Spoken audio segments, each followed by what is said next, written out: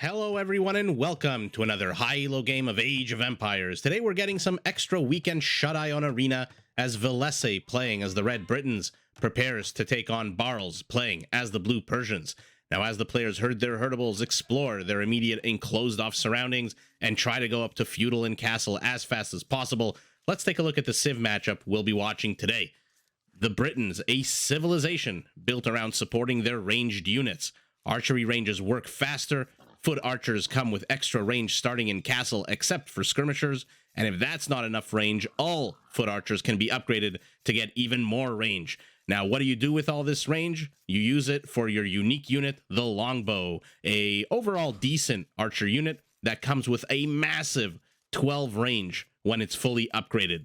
Now, Briton Trebs are also some of the most powerful in the game because they can be upgraded to do blast damage and have 100% accuracy against stationary targets like castles, town centers, gates, and anything else that's standing still.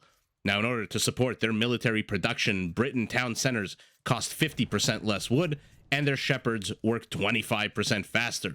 Opposing the British Empire, we have the Persians, an economic powerhouse of a civilization with a tech tree that is incredibly strong and incredibly diverse. Now, in addition to getting every single economic upgrade available in the game, Persians start the game with 50 extra food and 50 extra wood. Their town centers work progressively faster starting in Feudal, all the way up to 20% faster in Imperial. And they can be a pain in the ass to raid because both their town centers and their docks come with double the HP. So take a look at the bottom of your screen. 4,800 HP for the Persian town center, 2,400 for the Briton.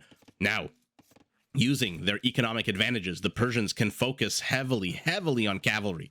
Their Nightline units come with extra attack against archers, which might prove to be a problem in a game against the Britons. And they are the only civ in the game to have access to hussars, paladins, and heavy camel riders with all cavalry upgrades from both the stables and the blacksmiths. Now, the availability of all these upgrades really helps the Persians with their unique unit. The War Elephant comes with a powerful, massive attack, a huge amount of hit points, and does trample damage. But not only is it an incredibly expensive unit, but also incredibly slow, although you can upgrade them to move 30% faster.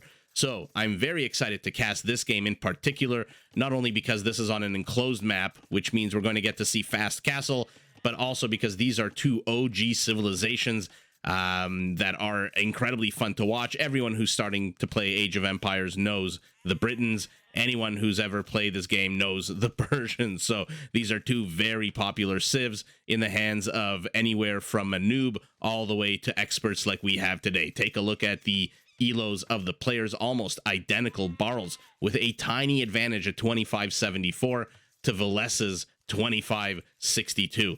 Now, while I've been rambling on about civilizations, both players continue to expand their economies, gather their wood. What's the wood in this map? This looks like bamboo. Yes, it is. And both players starting to exert themselves out onto the map. Let's see what they've seen of the map itself.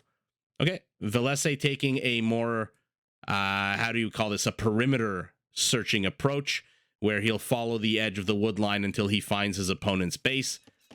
Barles doing roughly the same thing along the northern edge of the woods, does find the third relic. 1, 2, and 3 for him. How many relics has Villese seen? Just the one. Okay, so the game is still fairly early. We're hitting the 7-minute mark. Both players going up to above 20 villagers. 23 for our Briton, 22 for our Persian. And at this stage of the game, basically you want to identify where is your opponent and where are all those relics, because generally, while all the while avoiding this velociraptor-like Komodo dragon ready to pounce and kill your units. Now, why do I say you want to find the relics? Because generally, enclosed maps like Arena, sometimes even Fortress, in my experience, follow a standard 3-stage meta. The first stage, both players explore and try to go up to castle as soon as possible. The second stage, once they hit castle, they produce monasteries and monks to gobble up all of these relics. 1, 2, 3, 4, 5 relics. And stage 3, once the relics are gathered, that's when the players start building up their armies and start trying to beat the living hell out of each other. Now, position-wise for the relics, Barles here, lucky, has one right near his base.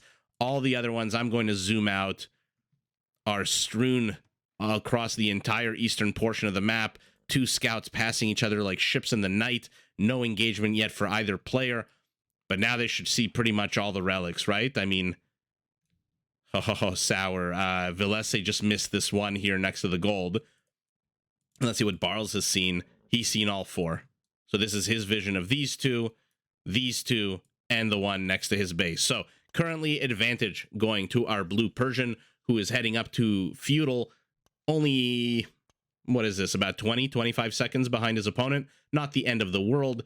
Did decide to get an extra villager for his troubles, and that's probably why he's going up a little tiny bit slower than his opponent. Barracks going down, just so that when he hits him feudal, he can construct the 2 requisite buildings to go up to castle. Same logic, same thinking for Villese.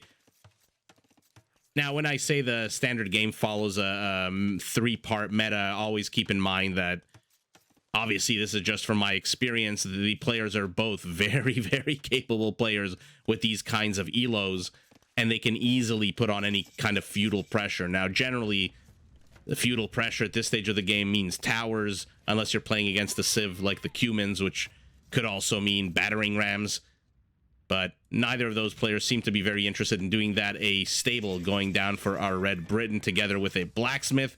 That'll give him the requisite buildings, a stable, and a market for our Persian player. So he's going to try to maybe balance his economy out, which is just a fancy way of saying selling some resources and buying others, just so that he can progress to the next age much faster, or just so that he can produce whatever he wants to produce. Annoying little bamboo shoot here, blocking the location of another farm, but not the end of the world. He's got lumberjacks working overtime here, does Barles, who is now also getting economic upgrades. And first to castle will be Villese, going up at the 12-minute mark on the back of 27 villagers. Again, Barles very, very close behind, narrowing the gap actually to just about 3 seconds from what it was before. But again, on the back of 1 extra villager. So aside from getting the 1 extra villager for our Persian player, who is now trying to desperately hack and hew at this bamboo pile so that he can fit a farm in here, both players are fairly similar in their opening style. We've got a number of lumber camps for our Briton. 1, 2, 12 lumberjacks to the 12 of his opponent. So fairly standard opening. We'll see at a minute 20. This is when I'm either proven right or proven wrong when it comes to the meta of the game. Villese doing what I love to see, which is building a secondary wall off on his perimeter. This not only distracts your opponent if he or she tries to bust into your base, but also just gives you housing. But it's always good to have an extra buffer between your opponent, especially when your opponent is playing a civ like the Persians. My God, is their tech tree great, and they have access to some incredibly powerful units. Infantry not ideal. I think they don't get champions, they don't get two-handed swordsmen, but their cavalry line is completely fully upgraded, which means they get all the upgrades. Okay, Ark of the Covenant discovered first here for Villese will be put into this little enclosure here. His opponent not far behind with his own monastery, 2 villagers, so his monastery might actually come up first. Let's keep an eye out. We're reaching, yeah, Persians. Even though he reached castle later, his monks will be the first out onto the field. And now, to support their monk movement across the map, I mean, they are incredibly slow units, as we know. Players generally build a lot of light cavalry. Okay, what do we have here? 5-on-5, so no big advantage to either player. HP, it looks like Villese has taken a few swings of the sword. His HP is a little bit lower than his opponent's, but not enough to really do anything. And Villese now looking to go back to his base. Okay, will reveal a monk. No, he will not. We'll see if any player here decides to also get spearmen. I've seen those thrown in randomly because you know your opponent is going light cavalry. It's never a bad idea to throw a bunch of spearmen, especially at the relics. Oh, we missed a monk snipe here. Apologies for that. And now both players disengage. Both players see each other's light cavalry. They know what that means. They know they're in stage 2. A second town center going down as well for Villese. Yeah, he wants that juicy lumber for his Briton units. This one, in my opinion, a little bit of a better location just because it comes with the stone. Although Villese stone is pretty forward-facing. I like that they're close together, these two stone piles. Means he can transfer villagers fairly easily. Has to be careful. Oh, yeah, here we go. A spearman coming out. They're not the fastest unit, but when you move them together with the monk... I mean, number one, they are faster than monks. 1 to 0.7 movement speed. But if you mix them in with monks, it makes it much harder and much more dangerous for light cavalry to engage into them. Both players knowing exactly what's up. Both players getting a bunch of spearmen. Although our Briton player going up to a massive 4 count to his opponent's 1. That being said, Villese is not out on the map at all. Okay, healing up his light cav before he moves out. This is not a bad chunk of army here. 7 light cav, 3 spears, and 2 full faith monks. 1 relic already gone. So Villese should see that white dot on the mini-map has disappeared, and he knows exactly what that means. Oh, here we go. Komodo Dragon sets its sights on a spearman, but the light cav will save the day. 3rd town center going down for our Persian player, very close to the 2nd one. He also wants access to a lot of wood to build production facilities for his army. Okay, Villese shooing away Barles' army. Barles has stopped building light cav, although he's got 9 to his opponent's 7. And let's see how the players navigate the relic gathering phase of the game. Okay, a lot of monk sounds going down. Sanctity going being researched for Villese, so his monks are going to have extra HP. It's going to make them harder to tank, but with the massive bonus that light cavalry gets against monks, I wonder if that is the best expenditure of resources at the present time. I mean, we're talking about 100 gold or so. This is you could have gotten another monk, but neither here nor there. Now he's got 45 HP to the 30 of his opponent, and he's going to get his first relic. Will Villese. Behind this, let's take a look at the settlements of the players. 3 town centers, 56 villages for our Briton, going up to 59, getting Bowsaw. So he wants to expand his lumber collection, lumberjacking. 3 town centers also for our Persian player on the back of 53 villagers, also going up to the high 50s. Army counts incredibly similar, 13 to 10. Oh, and again, I missed a monk snipe. I thought the players had disengaged for a while. Apologies. It must have been these guys. Yeah, 1 kill for these guys. That's who got that monk, but doesn't really matter. The monk is very close to his base. This might be a problem for Villese, though. This monastery is incredibly close to his gate. I don't think it's right adjacent to it. It was probably a tile. Yeah, there's a tile in between, but still very exposed, very a very juicy target. Let's put it like that. Another town center going down for our Britons, really using that cheaper town center civ bonus. Oh, another monk goes down. Luckily, we caught that one on camera. Tried to be cheeky, tried to clog the ways with blue units, but Villese still managed to find a way through, snipe the monk. Not that it really matters. Another monk comes and takes his place. Oh, never mind. Decides against it and now retreats to the safety of this gate as opposed to the long journey to this one. Oh, never mind. He's going back to the original gate. 2 monks coming out now for Villese with a huge chunk of army here. I mean, 4 spears, 6 light cav will shoo away anything and everything that Barles has out on the map. A shit ton of economic upgrades going down for our Red Briton. And let's see if he manages to get yet another relic. For now, it's 2-to-1 relics in favor of our Persian player. What is he building here? A university. We'll see what that's for. Another monk snipe by Barles. Incredible monk sniping here. This is the fun part of stage 2 of the game. You know, stage 1 generally is more of a slower stage. You know, you start in Dark Age, you go up to Feudal, you build a few horsey units. Oh, this is what I was talking about, the HP. Is it really worth it to invest 120 gold into extra HP at this stage when these light cav just decimate monks? Down to 1 monk is our Persian player to the 3 of our Briton. But yeah, as I was saying, stage 1 is generally fairly boring. Stage 2 is, there's a little bit more action, a lot more micro definitely in stage 2, where players are trying to get their monks home safe from their adventures out onto the map. A university going down for Villese as well.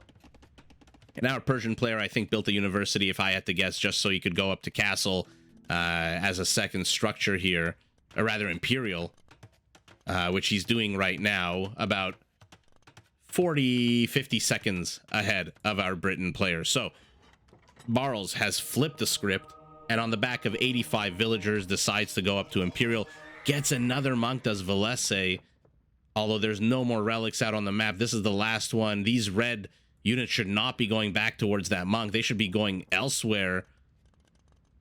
Do not draw your enemy close. Okay.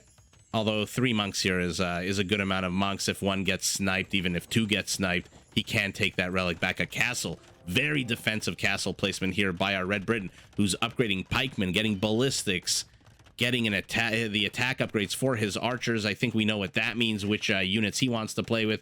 But ballistics also for Barles. And we'll see what he does with his 50-second advantage. For now, he's out on the map with villagers who have pickaxes. So is he planning on stealing this wood pile, this stone pile? No, he's planning on building a castle in the middle of the map. Oh god, he's gonna have to retreat though. These pikemen are gonna shred through these light cav, especially with light cav and monk reinforcements.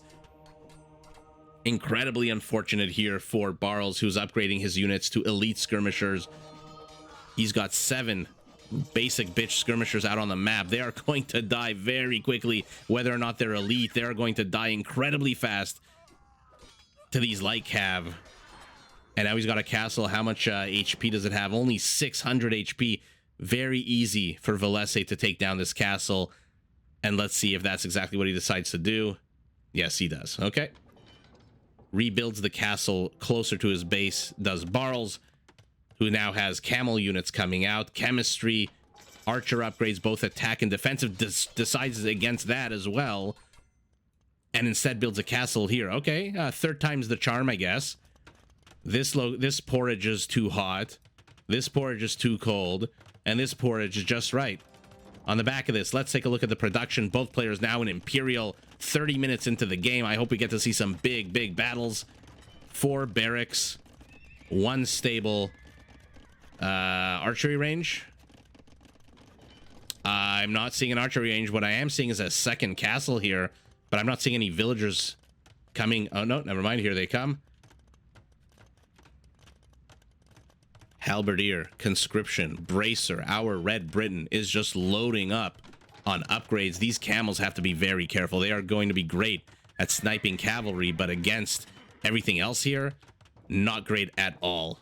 And what is our Persian player going to do with his castle? I'm praying that we get to see war elephants. Instead, builds a treb, cancels a treb, or rather queues up a treb, cancels the treb, instead goes for conscription, wants to train his units as fast as possible. Let's take a look at his production facilities. 6 archery ranges.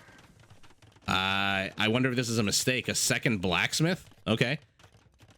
I mean, he's got 350 wood. Why not? If you're rich, spread that money around, but not really necessary. Siege Workshop, I love that. Siege Workshop, you know you're going to fight against ranged units. And yes, the Longbow, currently with very few upgrades, sitting on a +3 attack and at a 10 range. You love to see it. Chemistry is going down. More cavalry upgrades. Interesting. Archer upgrades going down for our Persian as well, who's going up to 30 elite skirmishers. That should be well... that should be a good amount in order to kite this army for days and days. I mean, these longbows, not the most accurate units in the world. Oh, look at this trail of just dead red bodies. I mean, you're trading trash for trash. You know, elite skirmishers for halbs, but one thing you need to consider is the upgrades to get to halberdier from spearman to pike to halberdier are much more expensive than the upgrades needed to get from skirmisher to elite skirmisher. So a lot of coin invested in this army here. Bombard cannons out for our Persian player. He's got to repair these quickly. These longbows are going to snipe these guys all day long. Although Villese has to retreat here. He's significantly outnumbered, even though army supply is equal. His army is not here. Yeah, he's gonna have to repair that. But there's just, I feel like there's something missing, though, in Barles' army, right? There's nothing here except for a one bombard cannon that's really a, you know, game-ending, crush your enemies, Conan the Barbarian unit, right? Elite skirmishers are not going to tear down structures. And what else is he building? He still has one spearman who just, I guess, is just hanging out. Two camels who are hanging out with the spearman, just having a little spearman camel party. And now he's going back into light cavalry. So he needs to get some heavy-hitting units. Otherwise, these trebuchets of his opponent. Okay, so what he's doing, getting pike, getting hussar, and getting defensive upgrades for his cavalry. In the meantime, though, sneaky Barles has started to explore the map to get map vision. Builds a random archery range over here. Okay, so he's getting the Commanderan upgrade. Now, what that does... Sorry, I got distracted by the sounds of horses dying. What the Commanderan upgrade does is effectively... how do I put this? Persians don't get arbalests, so their best foot archer unit is the crossbow. Now, the crossbow, as you know, costs gold. And what the Commanderan upgrade does is it replaces that gold cost, I believe, with more wood. And so crossbows become a... Think of, you know, how hussars just cost food. Now the crossbows will only cost wood. Oh, gets a nice juicy shot, damages a few, kills a few. But this is a lot of longbows. I don't know if crossbows is really the... I don't know if crossbows is really the way to go here. Maybe just plain old hussars. And finally remembers that he's got two camels. Throws them into the fray, but their pierce armor is usually dog shit. Yeah, 0 base pierce armor against the 2 base of the hussars. Now red is expanding. He's going to see this little cheeky side base here. A hussar, some elite skirmishers coming out. But the theater of war remains in front of Barles' base. I bet he wishes he built his castle outside of his base right now to defend these structures. He's got nothing here to defend them. He's got a huge army, 44 elite longbows. Look at their range, 11. My God. What do you do against this? By the time you engage into 46 of them now, 41 on the battlefield, but more and more streaming in. Yeah, I think Barles just maybe waited a little bit too long and got a little bit too involved in this little side expansion. Although great distraction here to keep Villese occupied. Villese, though, supply cap. Barles really needs to figure out what he wants to do. I think he's trying to do a little bit too much. A little bit of everything means a lot of nothing. You've got 19 hussars, 10 elite skirmishers, 5 crossbows, and a pike. That pike is, I'm assuming, this one spearman who has been standing there the whole freaking game. Yeah, you need more than 60 on food if you want to start overwhelming the Briton player. Now, the good news for Barles is that this is an archer army, which means if you can close the gap... Oh, you're not going to close the gap with crossbows. If you can close the gap like he's doing right now, your hussars are just going to shred through these, especially with elite skirmisher backup.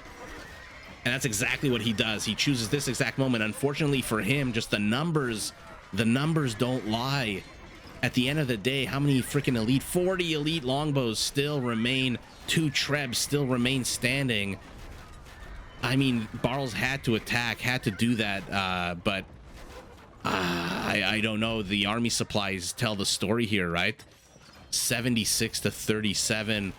And our Briton player getting these massive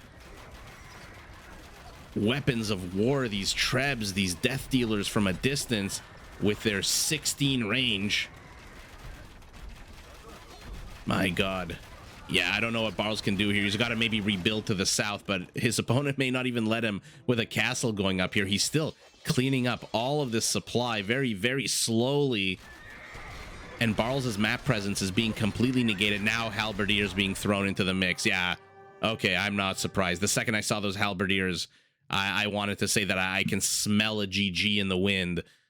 Yeah, Villese just overwhelming his opponent. Look how beautiful this looks. I mean, the longbows, they're such a finicky unit, right? If you don't micro them well, if you don't position them well, you can have a situation where all 35 of these guys fire on one unit of your opponents, which is an incredibly inefficient way to fight a war, as opposed to, you know, 10 firing on one, another 10 firing on another, and another 10 firing on a third unit. They're very finicky. They need a lot more micro than you think. I like this one. He's getting ready to draw his bow. But my God, what a fun unit. And yeah, I think Barles just tried to do a little bit, you know, mass, what is the expression? Jack of all trades, master of none. I think he tried. Look at his tech, his production tab. 6 hussars, elite skirmishers, crossbows.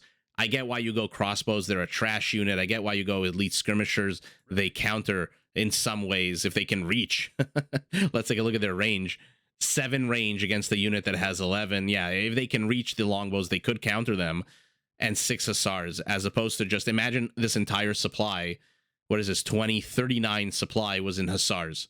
If that 39 supply was in hussars, he could swamp this. I mean, go around these guys. 6 halbs and 4 light cav are not going to really stop 40 hussars. And the hussars will just shred through this entire army. But I think he tried to go a little bit too diverse in his tech tree and try to, I mean, his upgrades are fantastic. Fully upgraded cavalry units, fully upgraded ranged units. So no complaints there. I'm surprised that our Briton player, look at his upgrades. He's got 0 defensive upgrades for his unique unit. Very interesting choice here by Villese. In any event, doesn't really matter. He cleared up the entire side expansion here. Anytime you see these like dead spots that are conveniently square shaped, you know a building used to be there. And he's going to clear this up. He's going to get the stone. He's going to build his own castle here, then basically commandeer this gold. And I think Barles needed to rebuild his stables over here. Although that being said, how many stables does he have at the moment? 9 stables. I also love the placement of the stables, by the way. They weren't all clumped up here. Take a look at where they are. He's got some in the back to help against raiding. He's got some on this side in case he needs to charge eastward. And he's got a bunch forward facing that are going to come under attack. But he needed to get that castle up desperately. I think a defensive castle may not have been the best bet. Although, you know, at that stage of the game, who knew how the game would progress, right? I mean, we're talking after the fact 2020 vision. A random Persian crossbowman protecting this pile of gold with his life. This reminds me of the, after World War II, when was it? I think like after 20, 30 years or something like that, they went on to one of the islands in the Pacific and they randomly I don't know who they are. I don't know if it was researchers or tourists or the Japanese government, but they stumbled upon a bunker underground that still had an Imperial Japanese soldier in it, now much, much older, who thought that he was still fighting the Second World War. This is what this Persian crossbow reminds me of. The war is over. Did anyone tell him so that he can go home to his family? I don't know. I don't care. The Briton player here just swarming and overwhelming, supply capped at 189, although that's going to be obviously 200. And take a look at that army supply. 74 plus all the ones in production mean that's going to be an 84 army supply Briton, backed up with 35 longbows going up to 41. These are not trash units. They might be flimsy. Their HP might be dog shit. They may not attack on the highest amount, 11, but that range, makes in my opinion, makes them not a trash unit at all. I think Barles, again, would have been better served going just pick a lane, go Hussars or go ranged. Obviously, I've said my preference here being Hussars, especially with 9 stables. He could have waited a little bit and then overwhelmed, but I do like what he came out with here. Let's just take a quick look and see the numbers in that engage that he took here earlier. Okay, so our red Briton, 52 longbows. This reminds me of when I started playing Age of Empires 25 years ago as a complete and total noob playing against the computer. 52 longbows. His opponent, 15 Hussars? Is that it? That can't be it. 15 Hussars, 14 elite skirmishers. But take a look at what I'm saying. You see how all the arrows are all focusing on one unit. You see that? How many longbows are there here? 46 46 longbows, all firing on one unit. This is why I'm talking. This is why I say that the longbow is an incredibly finicky unit and requires a lot more micro than you might imagine. And so anyway, let's take a look at what happens. Our Briton player sees him coming a mile away. We've got 16 Hussars. And look at what 16 Hussars can do. They can make this entire army back up and just stop it in its tracks. Imagine what 39 Hussars could have done, especially fully upgraded Persian Hussars. So 52 has become 42, so 10 longbows have died. 12 longbows, 13 will count at the end. These elite skirmishers are doing, the best they can, while the Hussars do what our Hussars are meant to do, which is to die. And yeah, like I said, look at the longbows.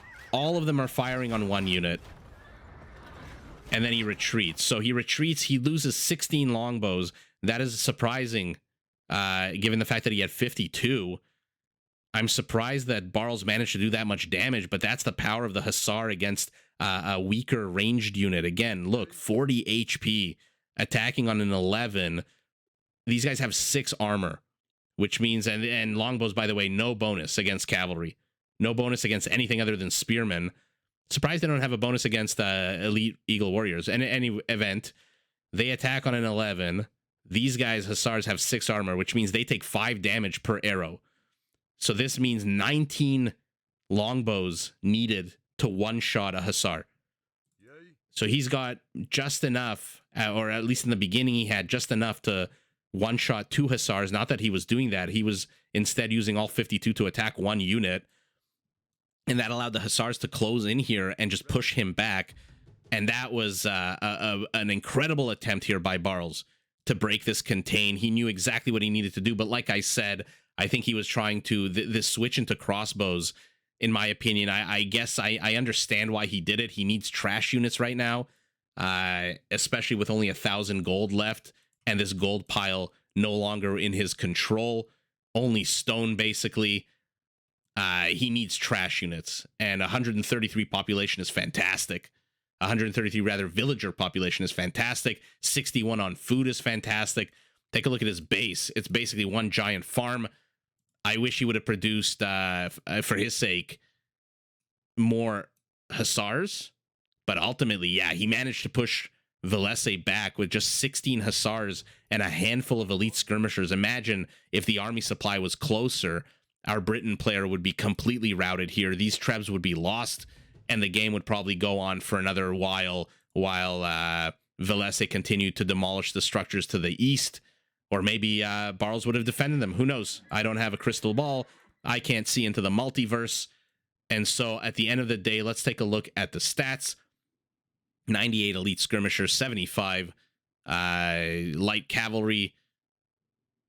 APM is fairly similar, 174 to 167.